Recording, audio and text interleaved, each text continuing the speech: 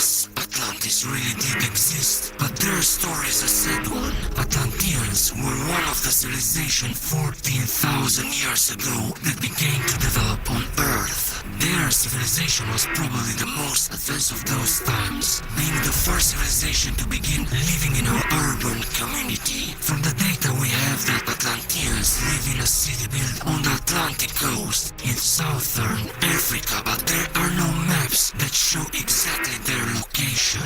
Somewhere around 13,000 BC, they had already reached a more advanced degree of civilization than all other civilizations on Earth. They had several cities and had forcibly occupied territories stretching from the Atlantic to today's Tanganyika Lake and from the Sahara to southern Angola and Zambia.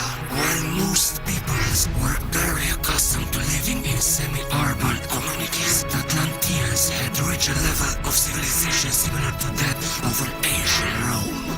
In the year 12,344 BC, according to the calculation of our historians, the first Zimbabwe expedition arrived on Earth, trying to establish diplomatic relations with the local population.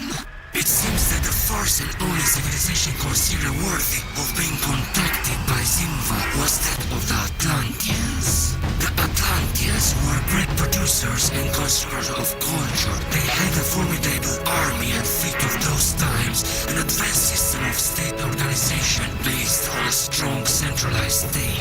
In the year of Zimbabwe's commercial expedition, the Atlanteans already had 60 large urban centers in Africa, and their explorers had already reached the coast of South America and Western Europe.